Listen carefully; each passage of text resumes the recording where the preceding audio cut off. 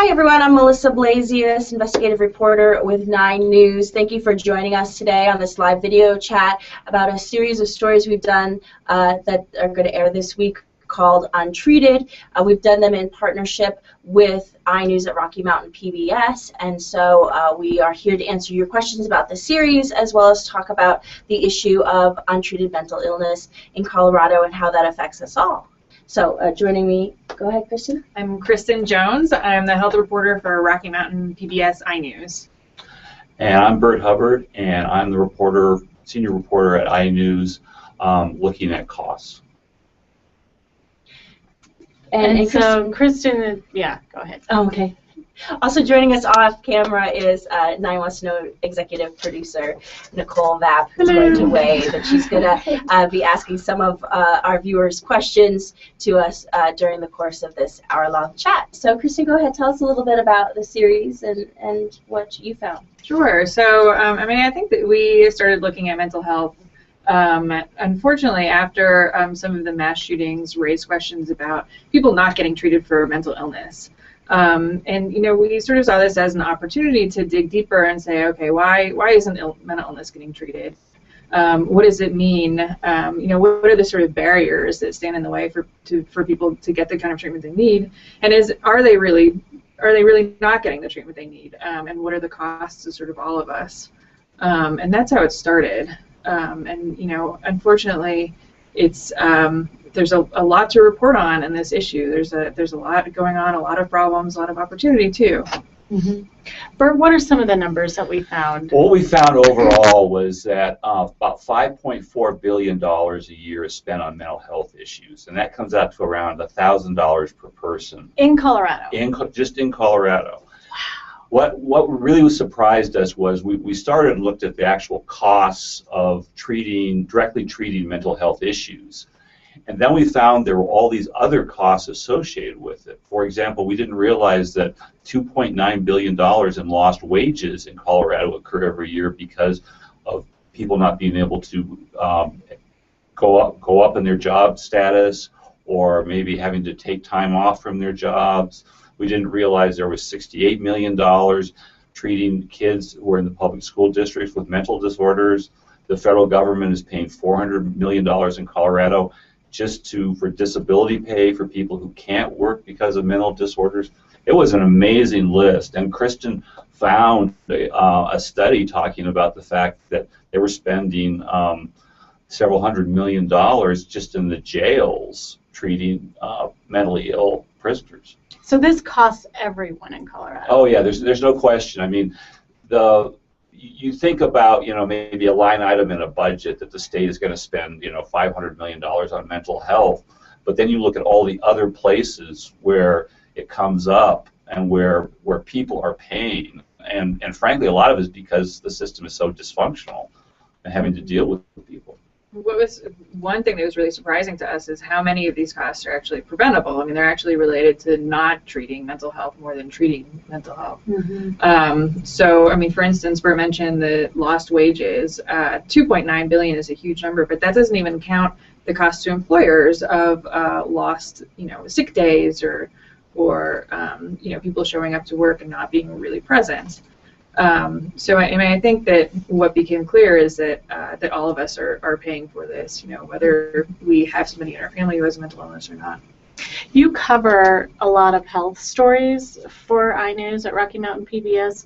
What makes this type of health stories different? What is different about the way this is treated and what you found? I think there's a couple things. I mean, one thing is that mental illness isn't really, in a lot of places, it's not really treated as if it's a medical problem. It's a lot of times you wouldn't think of going to your primary care doctor to treat something that's a mental illness. It's sort of, the funding streams are separate from the medical system.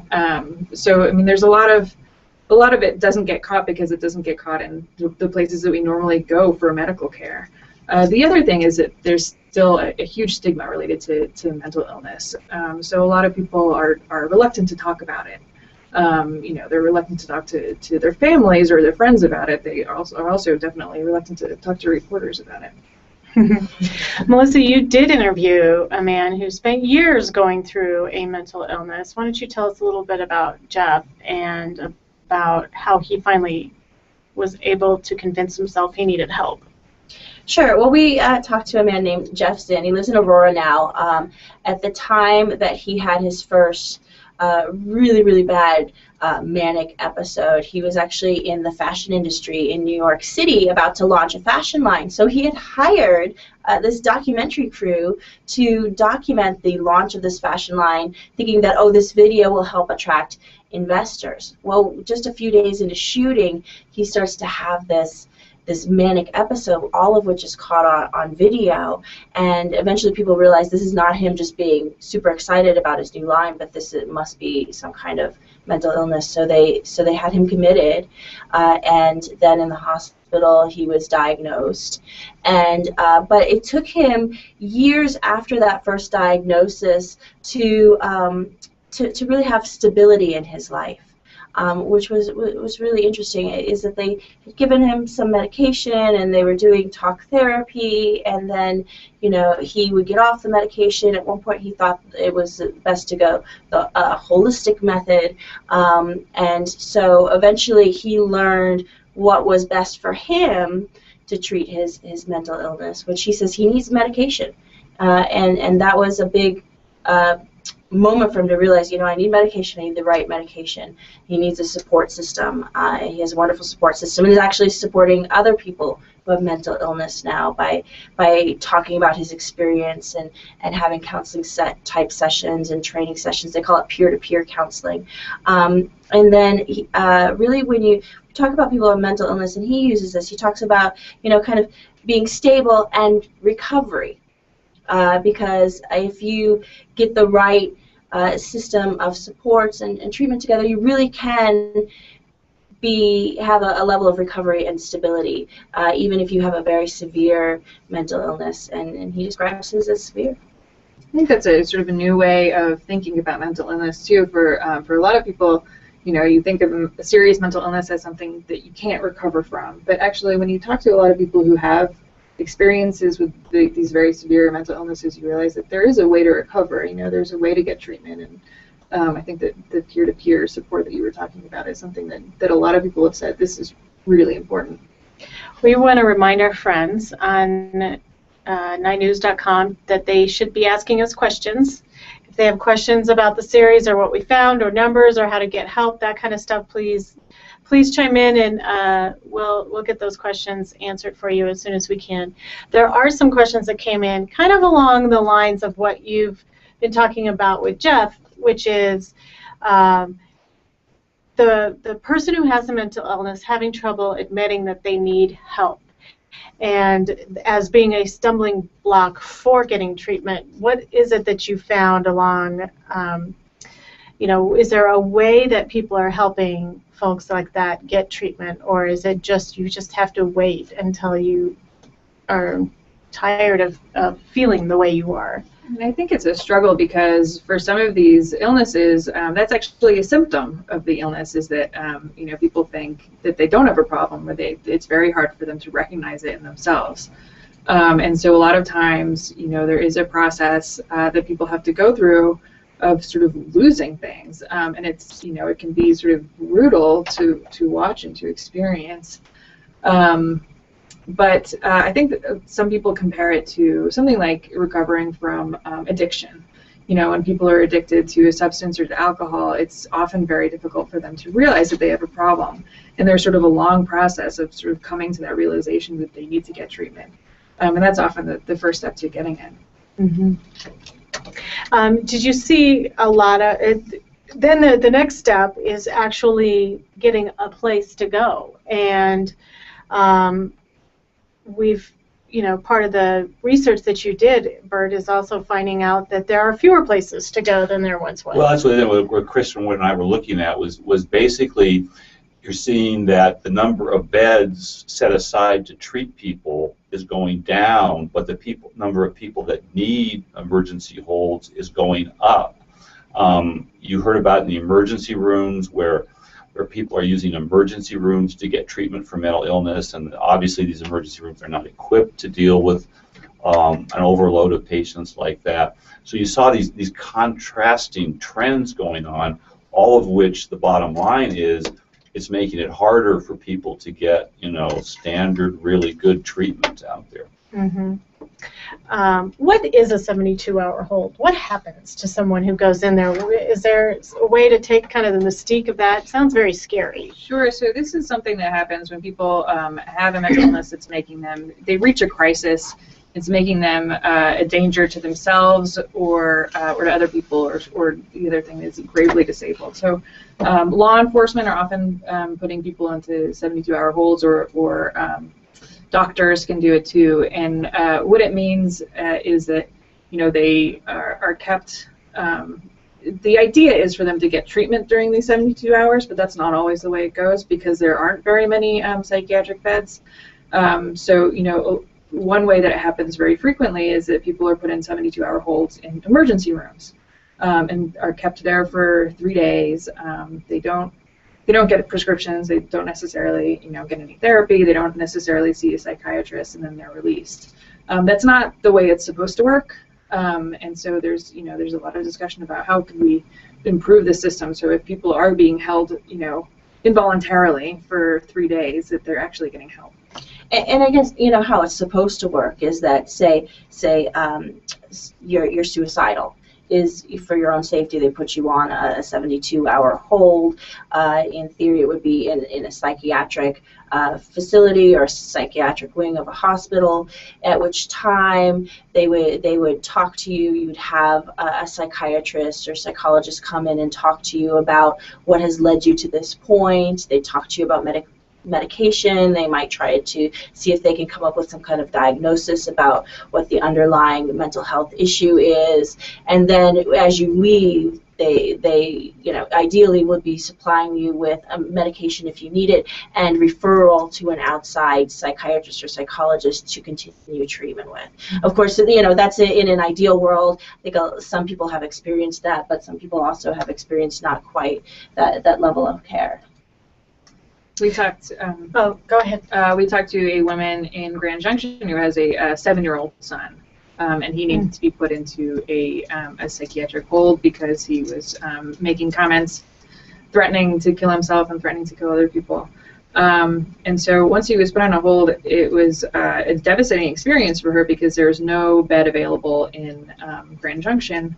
So he had to be transported by a security contractor to Pueblo in the middle of the winter, stay there for 3 weeks by himself because his mother had to go back to work. So I mean, it's it can be a traumatic experience for a lot of people if it doesn't work the way it's supposed to. If he had cancer, there would be places for her to go, and is that something you're finding as well? Is that stigma follows the rest of the family and how they're treated when someone is ill? Yeah, absolutely. I mean, it's sort of a tough thing to tell, your family and friends about, your workplace about. You don't get the same sympathy. This is what the people have been telling us. You don't get a casserole delivered to the hospital room if it's a psychiatric health emergency rather than something like cancer. But there's also a real problem with funding. There's a lot more funding for cancer treatment than there is for mental health treatment. Mm-hmm. Well, and that's what the study looked at when they were looking at the lost wages, was the fact that people were going to work and they either weren't admitting or they weren't telling coworkers or bosses that they had mental health issues. And so the impression was that this was sort of like a deadbeat type worker, and so they weren't advancing up through their job. I have a question from a guest, so I'll kind of read it to you. While we're waiting for legislation and funding, what advice do you have for family members being exposed to mental illness in significant others? Is it best to hold these individuals to accountability, assuming they're adults, or are they victims of involuntary conditions? The main cause of society is not financial, it's a sacrifice of a portion of the psychological health of others in having to ponder questions such as these. I think that's a really tough question. There's no one right answer for that. I mean, one of the very tough things about this is that it takes a toll on people who have mental illness, and it also takes a very real toll on the family members of people who have a mental illness. And so certainly there are places that you can get help in Colorado. There are community mental health centers that are a good place to start. There's a crisis line, Metro Crisis Services. It's also can give good advice on what the resources are and where to get support. And you know, if it comes to the point of crisis, the best thing to do is still to call 911. Mm-hmm. There are also, I mean, when you think about the numbers, that 1 in 4 adults will experience some level of mental illness over the course of a year. It's everyone's family will at some point have a crisis like this. And so one of the best and least expensive things we can do as a community is to educate ourselves about mental illness and about the issues behind it and about treatment and what are the things that you can do. NAMI is a group in town, and they do those kinds of educational things both for the public in general as well as for family members of people who do have mental illness. So NAMI is a great resource out there that's ready and willing to help for no charge to you. Mental health first aid is also a really great resource, and you know, you can, in Colorado, you can go to the Mental Health First Aid Colorado site and find a class, and they're offered you know, all year long. A lot of times they're free. It's an 8-hour class that teaches you you know, how to respond to people who have a mental health or substance abuse issue. Mm-hmm. Oh, Misty, I need to get back in, but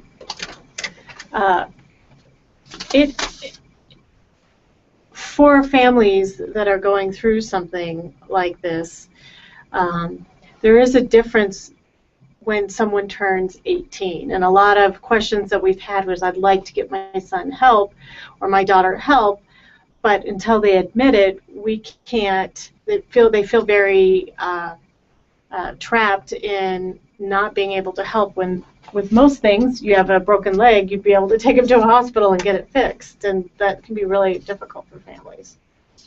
Absolutely. I mean, it can be very difficult when somebody's under 18 and it's your child. There are ways to get them help, but when they turn 18, you know, as adults, we have the right to refuse care, and that would be true if it was a broken leg too. We'd have the right to say, nope, I'm gonna just go around with my leg broken. So, you know, and there have been more discussions in Colorado and elsewhere about, okay, are there ways to force people to get treatment if they don't want it? And that's a sort of ongoing conversation. It's very controversial. There's a lot of different opinions about sort of that issue and how that would work and what that would mean. Mm-hmm. This guest says, I'm praying the series ends up with some solutions as opposed to merely identifications of the problem. We're getting desperate out here for assistance with family members afflicted with these issues. Did you find some programs that are working, or what people are doing to try to help? And I think somebody like Jeff Zinn has a lot of sort of positive experiences about things that have helped him. Right, well, and one of the issues that kind of was brought up, or a potential solution, is talking about housing for people with mental illnesses, because often landlords don't want to rent to someone who has a mental illness, because along with that can come a history of non-payment of rent, or a history with a criminal history, run-ins with the law. And so, and with rents as high as they are, especially in the Denver area, that often it's very hard to find someone a stable place to live in general. So it's very hard to stabilize your mental health if you can't even have a nice, warm, clean bed to sleep in every night. So that was one issue, is trying to get a possible solution, is trying to get more people on board to be willing to rent to people who have diagnosed mental illnesses. Another is talking about more inpatient beds, and I know you guys did a lot of work on looking at the number of beds, and there's going to be an inpatient facility opening up fairly soon. Yeah, near Loveland, there's a place opening up. I mean, there are a few places that are opening up new inpatient beds in the next few years. It's not clear whether they'll sort of keep up with the demand.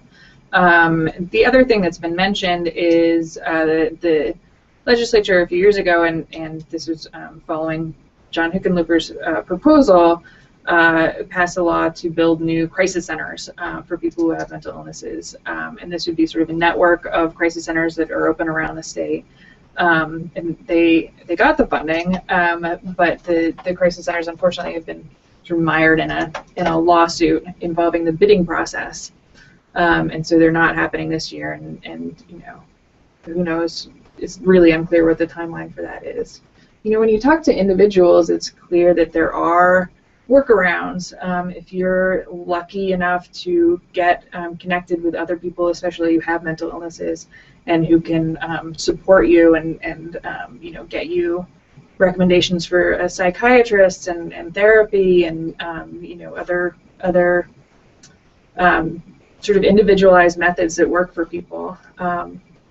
If you have that kind of support, it's possible to get help. It's more difficult if you're in rural areas in Colorado than in the metro area, and you know, depending on your circumstance, it can be almost impossible. I know, and there was a question about getting children treatment, and those are a finite number of beds too. And I think we've heard some horror stories about young children being in a facility with adults with mental illness, and they're very different animals, right? Like as far as the way to treat them, and is that one of the things that you found?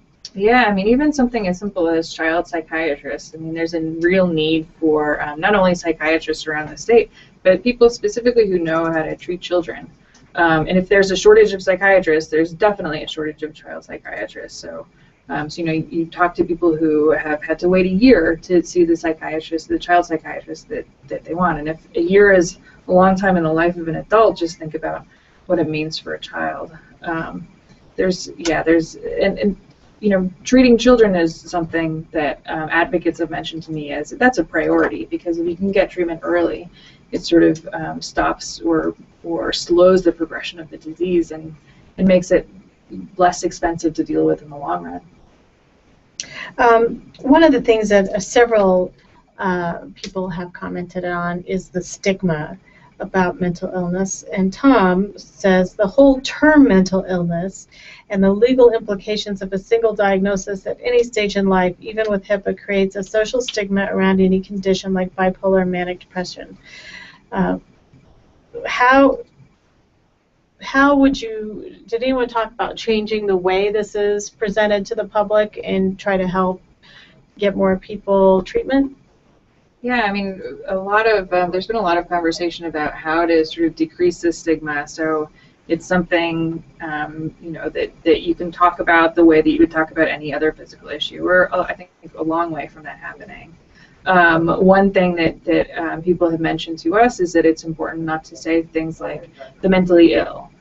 You know, and it's better to say, you know, a person with a particular mental illness. So things like that, which are sort of you know, wouldn't come naturally to a lot of people, but are sort of important in changing the way we think about this. Mm-hmm. I think the other thing that falls into this too is the fact that the mental and the physical illnesses go hand in hand. And people, I don't think, tend to recognize that. They get sort of focused on mental illness and don't realize that the two are really related, and that when you treat one, you need to treat the other one too, so that it makes it more of a overall problem. And I think Kristin knows better, but I think that slowly the medical profession and the insurance and how it's paid for are slowly recognizing that sort of fact. What kind of things are you talking about there? Like what kind of? Well, I think there's a growing realization that we need to integrate this physical and mental health care, and the reason for that is because you know, when you look, for instance, at the people who are the costliest patients, the people who are going to the ER over and over again, who are using up a lot of different prescriptions, you know, who are taking up more than their share of medical expenses. A lot of times when you ask them what's going on in their lives, they have a mental illness, and it could be something very simple like low-level depression that is not going treated, and it's driving them to go to the ER over and over again because they have some anxiety, because they're you know, they can't The depression stands in the way of them taking their heart medication, something like that. So, I mean, you see these medical issues being exacerbated or sometimes driven by underlying mental illnesses. Mm-hmm. And the sad statistic that we came up that I think we came up with it a few years ago is that people with severe mental illnesses die 25 years earlier than somebody who doesn't. So it has a very real physical effect.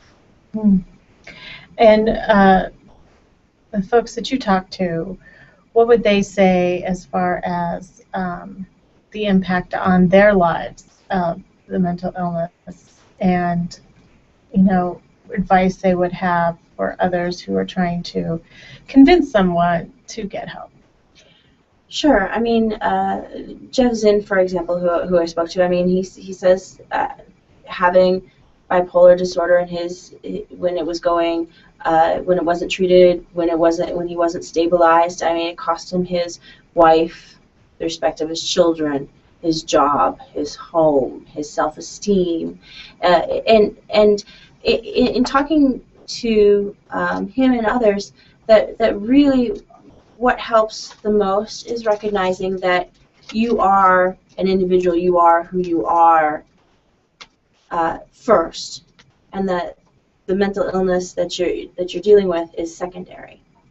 And so I think people kind of try in some way define people by their mental illness, but they don't want to be defined by their mental illness. They want to be defined as who they are, and then they get help for whatever they need to stabilize their life. There's some self-treatment going on too, maybe unconsciously, but some of the people in here have talked about alcoholism or drug abuse. Is that something that we looked into here? Well, I mean, what usually will happen is they'll try to treat the abuse with the mental issues at the same time. And when we looked at some of the studies being done on who was being incarcerated in the jails, you saw that quite a bit, where they were going in because of alcohol issues or drug issues, but really the underlying reason was mental issues type of thing. And so you had the phenomena where the jails were becoming the warehouses for a lot of people who needed really more treatment, so they weren't going back and back into the system time and time again. Some of the statistics on how many times some of these people were being in jail were absolutely amazing, where it was 10, 12, 13 times a year in the jails, and none of the crimes were that serious, but they were being driven by a combination of the substance abuse and the mental issues. So it's something that really needs. And what was interesting when Kristin talked to the sheriffs and the heads of the jails, they were the ones that knew how bad this system was and how it needed to be changed. Sheriff Joe Pelley said something I thought was really, it made me stop and think. Would you talk about what he had to say, and does he have any advice? I mean, he's seeing it on the front line, right? Yeah, I mean, he said, years ago we deinstitutionalized mental illness, and the idea was, and it had good intention, was to take people out of institutions and treat them in the community. And now instead, we're locking people up in jail. And it is the sheriffs who see this happening, and they, I didn't talk to a single sheriff who said it's getting better. Everyone said, we're seeing more and more inmates who have very serious mental illnesses, and they shouldn't be here. They should be in treatment. And it's one of the most expensive ways to house people who have a mental illness. It's definitely probably the least humane, and it's not a therapeutic environment. It's not doing anything to help people get better. And there are huge costs to treating mental illness this way. I would think that being locked up would be something that might be worse for someone who has a mental illness. And did anyone talk about that? Because the whole paranoia thing also plays into it, and then you're locked up. And Sure. Well, actually, on Wednesday night we're going to air a story about what's referred to as the Supermax lawsuit. And actually it's a lawsuit brought against the Federal Bureau of Prisons by a number of inmates who are in the Supermax federal facility here in Colorado. And what their argument was is that they were not being humanely treated in this highest security facility by the staff there. And so we're going to talk a little bit about what it's like to be in basically isolation in a jail or prison without a great deal of services, and while you're trying to deal with a mental illness. So it's fascinating. And Burt, you found a lot of these jails, that's what they have to resort to, right? Is well, what some people would call solitary confinement, but ADSEG. Well, yeah, I mean, they're trying to deal with it on the prison level, but it's going on at the jail level all the time. And so I forget what the guy from Douglas County, what he told you about, comparing, what they're doing today versus what they did 100 years ago. It was more than that. His comparison was to the 1650s. The 1650s, yeah. Well, he's done a little bit of research then. He was saying that, in the colonial days, there was sort of a movement at some point when they realized how many people with mental illnesses were being locked up in prisons, and there was a movement to get them out of the prisons and jails and house them somewhere else. And he said, we've gone full circle. We're back to where we were in the 1650s. And solitary confinement is a big tool. I think there's been national attention to what's happening in the state prisons in Colorado to get people out of who have mental illnesses out of solitary confinement. But for the jails, what the jail officials told me is that this is something that we have to do. We don't want to be doing it. We want to minimize it as much as possible, but we have to keep our inmates and our staff safe. And so this is very much default to put people into solitary confinement. And as you were saying, for somebody who has a mental illness, being put into solitary confinement can absolutely have a very harmful effects and can be counterproductive, because these are people who get out of prison and jail. Mm-hmm. Yeah, even Supermax, most of those guys get out. And so if your mental illness is causing you to deteriorate while you're locked behind bars, when you get out, are you going to be rehabilitated and ready for society? Mm-hmm. As far as some of the things that you're seeing, what are things that are working? I mean, what kind of hope can we give folks who are interested in this topic? Peer support, I think, is something that is really promising, and that there's been, a growing realization, even on the institutional levels, the community mental health centers, that this is something that's important to people. It's good for people to have that sort of supportive environment from people who have experiences that are similar to them. There is more research about trauma-informed care, meaning, if somebody has a mental illness, a lot of times it's related to some sort of trauma they've suffered as a child or even as an adult. So, there's a greater understanding of okay, we can treat this in a way that's sensitive to what things might have brought it on. Mm-hmm. So there's more research going on. There's more understanding of how to treat mental health. And I think what we'll have to follow is the funding. Mm-hmm. And is that going up, Burt, like the funding? Or I know there was a lot of talk after Sandy Hook that we need to do more. Well, they tried in Colorado, and as Kristin said, the main thing that we're going to spend money on is tied up in court battles right now, where they could, increase the number of crisis centers and the beds in crisis centers. The mental health dollars are competing with all the other dollars around in Colorado. You've got people screaming for more money for education. So if it goes into education, it doesn't go into mental health. It's going to have to be a very conscious effort by the people that make the decisions to go in a direction to fund mental health programs a lot better. The research shows that it's probably dollars well spent in the long run. Mm-hmm. Well, there's some movement to make sure in both the community organizations and I believe the jails as well to take people who do not have health insurance and to get them signed up for the Affordable Care Act for Obamacare plans in order to give them better resources to seek out formalized treatment, right? So if you don't have insurance, it's hard for you to come up with the money to go see a psychologist or a psychiatrist if you are just kind of struggling to make it paycheck to paycheck and you don't have health care. So there's kind of a movement there, and I really think that there are so many community organizations that you don't really hear about that are dedicated to providing services to people with mental illnesses. There's places that they kind of refer to them as clubhouses, where kind of gathering spots where you can talk to peers and get resources.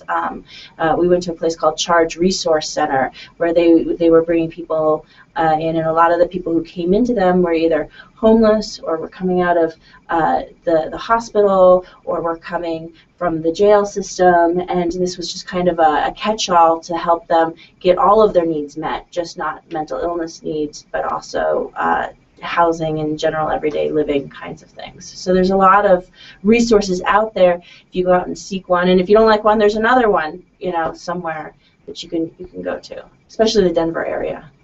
Melissa mentioned insurance.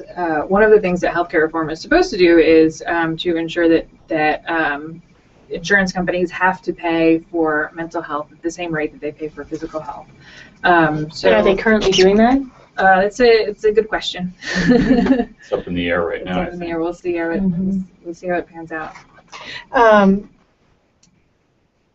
Mental illness is more common, and what are some of the numbers that you found than some of the bigger diseases that you see in the media every day, talking about diabetes or heart disease, but you found that mental illness is more common than some of the biggies. Well, yeah, I mean, if you just take a look at what Social Security is paying for disability, and that would be for all the physical illnesses and the mental disorders and emotional disorders, and the numbers are huge. I mean, you're looking at, in Colorado, around 30,000 people in any given month, which dwarfs, a lot of the cancers that people are dealing with, and a lot of the other, more physical maladies that people are trying to deal with. So the numbers are huge, and those are just the people that know how to deal with the system and get the help.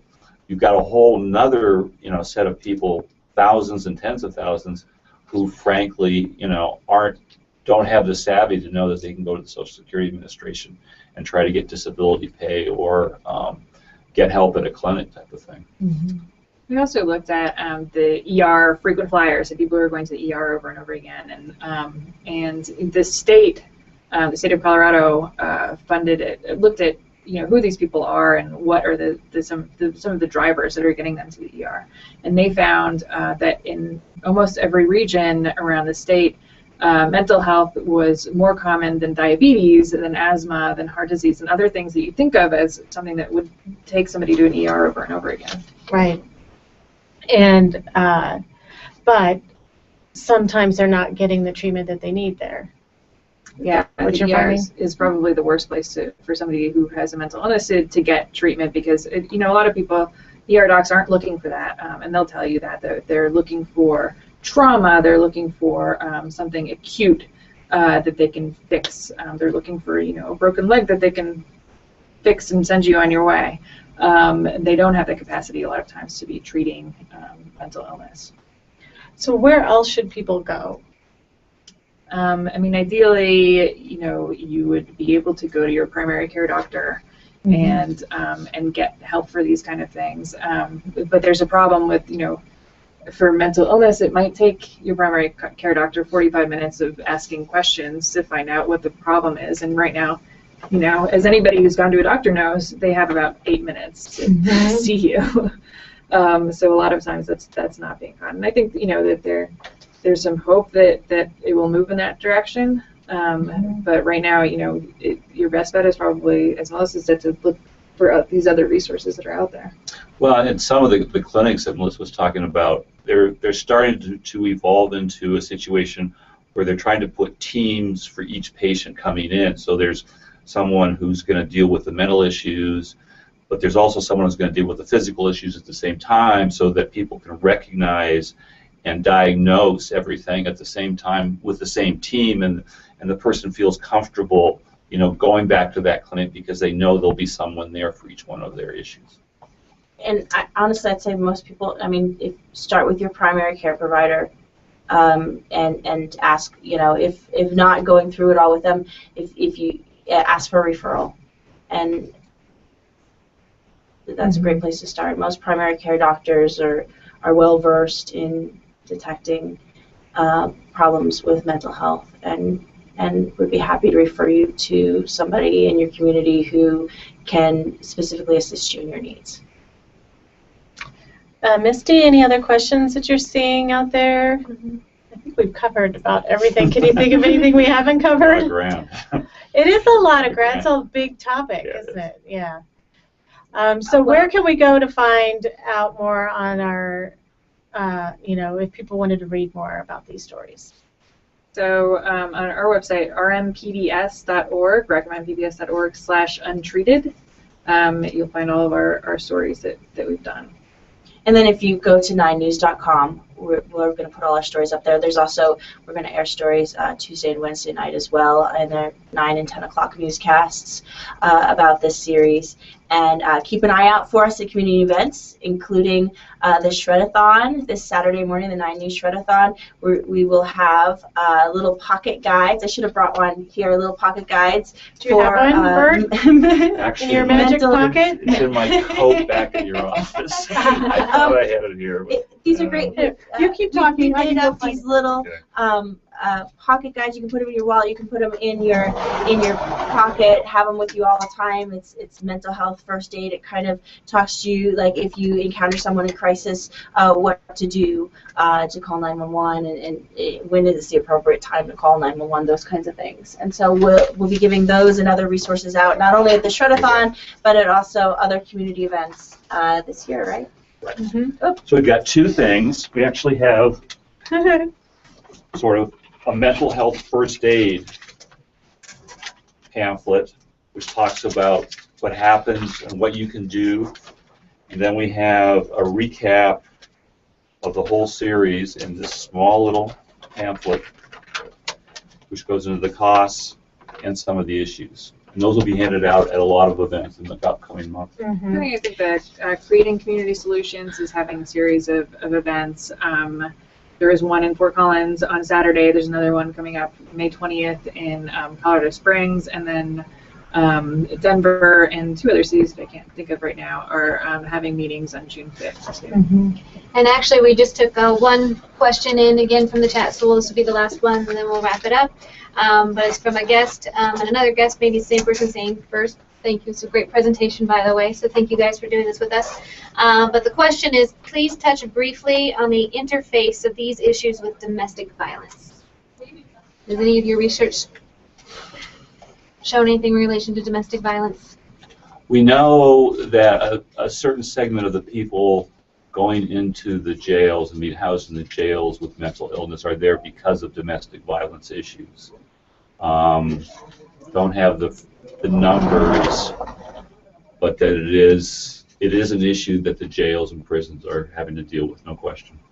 And I think that's, for the opposite end, that's true too. For people who are victims of domestic violence, I think that a lot of times the trauma can have an intersect can have a real effect on mental health too.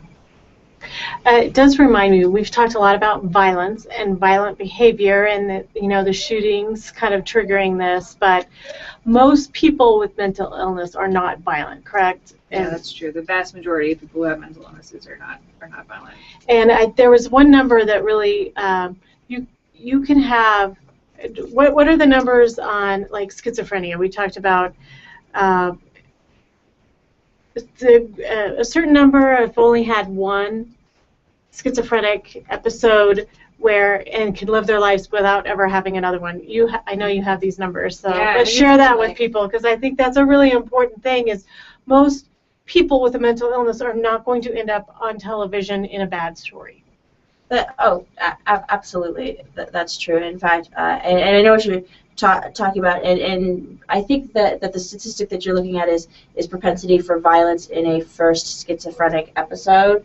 It can be that may be one of the highest levels, but a fraction of a percent of people with mental illnesses actually have schizophrenia, if I'm correct. And schizophrenia also, I think the rate of violence among people who have schizophrenia even is very low. So people who are getting treatment, an outpatient treatment, who have a serious mental illness, the rate of violence is something like 8%. So it's relatively tiny. Mm-hmm. And I think the public perception is that among people who have schizophrenia, the rate of violence is 60%, which is just completely wrong. Mm-hmm. So there's a real misperception. I think you were talking about people who have schizophrenia who might just have one episode of maybe having hallucinations in their lives, and that's it. So they live the rest of their lives without any symptoms. And I think that's sort of a different way. Often with treatment and medication, we should say. Right. And I guess the final thought that I had was this, is that so many people deal with a mental illness that there's a very good chance that someone that you know and love has a mental illness. And so I think we all can go a long way if you just, every time you encounter someone who has a mental illness, you think about your loved one who has gone through that, and you treat that person with the same respect you would want for the person in your life. I think that's true. Yeah, it's a good advice. All right, I think we're good. Okay, thank you for joining us. Don't forget to watch tomorrow night and the following night on 9 News at 9 and 10. Great, thank you.